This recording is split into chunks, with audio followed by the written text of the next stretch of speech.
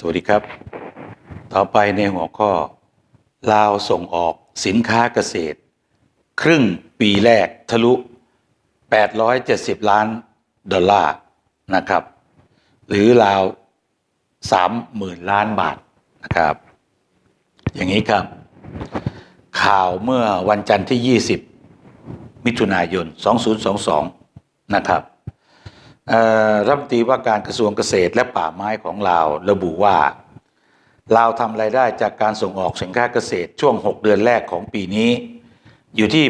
870ล้านดอลลาร์สหรัฐหรือราว 3.06 หมื่นล้านบาทคิดเป็นร้อยละ 72.57 ของเป้าหมายตลอดทั้งปีก็คือว่าแค่6เดือนนะครับก็ทำได้ถึง72.57 ของเป้าก็ถือว่าเกินเป้าแล้วนะครับเพราะว่าครึ่งปีเองนะครับก็ได้ 72%ทีนี้สินค้าที่ลาวส่งออกที่สำคัญเนี่ยนะครับคือส่งไปที่จีนเป็นผู้ซื้อรายใหญ่ที่สุดสินค้าที่ส่งออกไปคือกล้วยนะครับก็มีนักลงทุนจีนหรือว่าชาวลาวก็ปลูกเยอะยางพารามันสำปะหลังอ้อยโคและควายนะครับทีนี้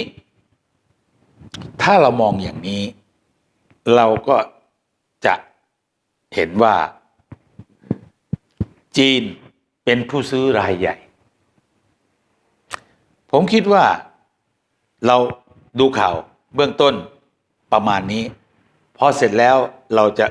คุยกันว่าช่องทางใดที่เราจะเพิ่มประเภทของสินค้าต่างๆโดยเป้าหมายคือการส่งออกไปจีนไม่ว่าจะเป็นทางรถไฟหรือทางรถยนต์ไม่ใช่ประเด็นอยู่ที่ว่าทำอย่างไรจะเพิ่มการส่งออกและทำอย่างไรจะเพิ่มการจ้างงานของประชาชนชาวลาวทำยังไงจะเพิ่มเรื่องของการลงทุนและก็นำสิ่งที่ผลิตขึ้นมาได้ทางการเกษตรนั้นส่งออกไปที่จีนและหรือส่งออกไปต่างประเทศใดก็ได้นะครับเพราะฉะนั้นแล้วเนี่ยสิ่งที่เราควรที่จะต้องหยิบยกมาพูดคุยหรือพิจารณานะครับก็คืออะไรที่เราจะสามารถผลิตเพื่อการส่งออกได้เพิ่มมากขึ้นนะครับอันนั้นก็เป็นเหมือนกับ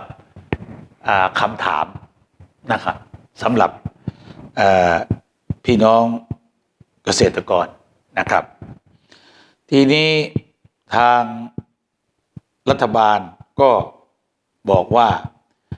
มีการวางแผนการลงทุนด้านการเกษตรเพื่อผลิตอาหารสำหรับการบริโภคในประเทศและการส่งออกเพื่อให้สอดคล้องกับนโยบายของรัฐบาลที่ต้องการส่งเสริมการผลิตในภาคส่วนนี้นะครับรายละเอียดนิดนึงนะครับปัจจุบันลาวมีฟาร์มปศุสัตว์ประมาณ 2,000 แห่งแบ่งออกเป็นฟาร์มเลี้ยงวัวควาย655แห่งฟาร์มหมู553แห่งฟาร์มสัตว์ปีก711แห่งที่เหลือเป็นฟาร์มแพะแกะและสัตว์อื่นนะครับแต่ถ้าว่าตอนนี้นะครับเกษตรกรและผู้ผลิตในลาวเนี่ยได้รับผลกระทบจากต้นทุนการผลิตที่สูงขึ้นนะครับทีนี้ค่าใช้จ่ายอย่างเช่นเครื่องจักรที่แพงขึ้นปุ๋ยที่ขึ้นราคาอาหารสัตว์ก็ล้วนขึ้นราคานะครับสินค้าเหล่านี้เนี่ยก็นำเข้ามาจากต่างประเทศและต้องชำระเงินเป็นสกุลเงินต่างประเทศนะครับทีนี้พอค่าเงินกีบมันอ่อนลงมากเนี่ยมันก็เกิดปัญหาว่าทำให้ต้นทุนนะครับแพงขึ้นมากนะครับทีนี้ด้วยรัฐบาลลาวมองเห็นปัญหานี้ก็คิดหาวิธีแก้ปัญหานะครับเช่น 1. การใช้ปุ๋ยอินทรีย์แล้วก็การใช้อาหารสัตว์ที่ผลิตในท้องถิ่นนะครับและก็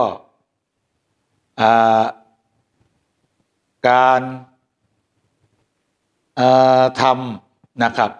อาหารสัตว์เนี่ยท่านก็พูดถึงในประเด็นที่ว่าในประเทศนั้นน่ะมีโรงงานผลิตอยู่6แห่งแต่ผลิตได้เพียง400,000 ตันหรือ60%ของความต้องการทั้งหมดนะครับ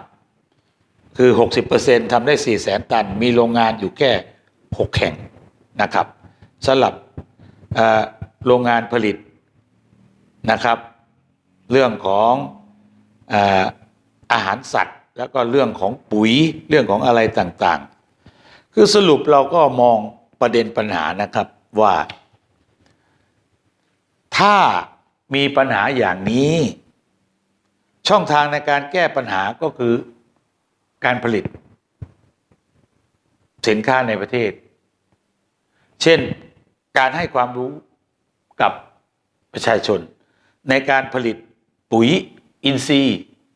นะครับหรืออาหารเสริมต่างๆแก่พืชด้วยตนเอง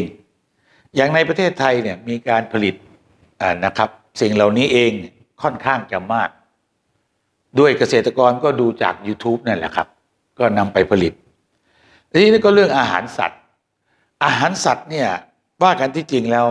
มันก็ทำไม่ยากถ้าเรารู้วิธีทำนะครับไม่ยากเลยนะครับแต่ทีนี้ประชาชนบางทีก็ยังไม่มีองค์ความรู้อย่างเช่นในเมืองไทยเนี่ยการปลูกหญ้าเนเปียอย่างเงี้ย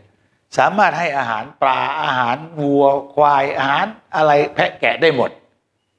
อย่างเงี้ยเราจะไปสอนประชาชนได้อย่างไรว่าปลูกหญ้าเนเปียหรือหญ้าอะไรเยอะแยะไปหมดที่จะทำให้ลดต้นทุนค่าอาหารนะครับแก่สัตว์เลี้ยงของเราสิ่งต่างๆเหล่านี้เนี่ยเป็นสิ่งที่จะต้องกระทำโดยเร่งด่วนเพราะว่าทิศทางของปัญหาเศรษฐกิจนะครับจากนี้ไปจนกระทั่งไปอีกประมาณ2 ปีข้างหน้านะครับ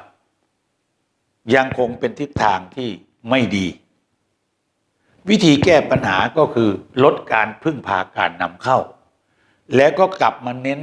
การผลิตในประเทศมองไปที่พื้นฐานในสิ่งที่เราสามารถทำได้มีความพร้อมนะครับสิ่งเหล่านี้ต้องอาศัยองค์ความรู้และก็การชี้นำจากภาครัฐพอสมควรนะครับและก็มีเขาเรียกว่าการสนับสนุนอย่างแข็งขันนะครับมิฉะนั้นแล้วการ